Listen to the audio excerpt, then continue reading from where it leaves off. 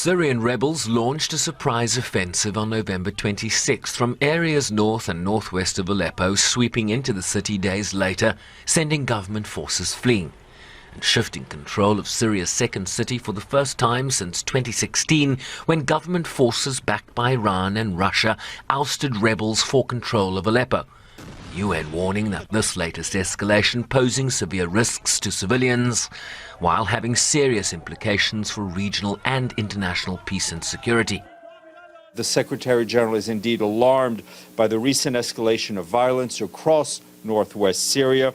He calls for an immediate cessation of hostilities, reminds all the parties of their obligation under international law, including international humanitarian law, and calls for an immediate return to the UN-facilitated political process in line with Security Council Resolution 2254.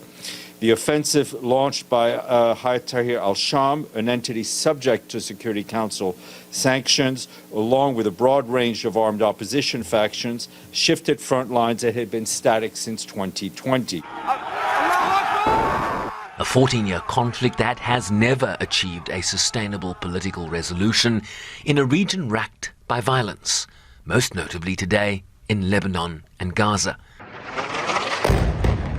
Israeli airstrikes in southern Lebanon on Monday came after Hezbollah fired 2 mortars at an Israeli army base as deaths in Lebanon continue to mount, testing a tenuous cessation of hostilities that the US maintains is broadly holding.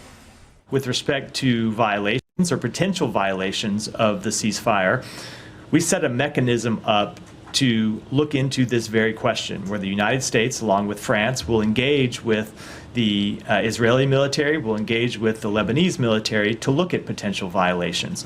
We obviously anticipated that there might be violations because anytime, or nearly any time, you have a ceasefire of this nature, you have either claimed violations of the ceasefire, especially in the opening weeks when things are very fragile, or you have real violations of a ceasefire. So what we are doing is engaging through this mechanism to look at all of these reports of violations of the ceasefire and deal with them through the channels that the mechanism set up, and that's what we'll do over the coming days.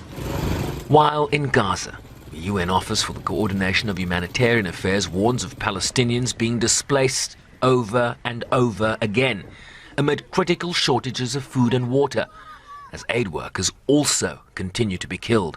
Our humanitarian colleagues continue to risk their own lives to provide assistance to those who need it. On Saturday, Israeli airstrikes killed 4 humanitarian workers, 3 from World Central Kitchen and 1 from Save the Children, raising the total number of aid workers killed since October of last year to 341. In response, as you will have seen, World Central Kitchen suspended its operations in Gaza. In a statement from our humanitarian coordinator for the occupied Palestinian territory, Mohammed Hadi, he stressed that the continued killing of humanitarian workers is unacceptable, violation of international law, and further intensifies the catastrophic humanitarian situation.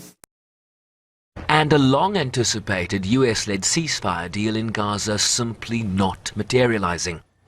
Our diplomatic efforts continue. I can't tell you exactly where the talks are. I can tell you that those efforts are continuing to be made with the hopes that we can get to a resolution. And on the humanitarian situation, again, the situation is dire.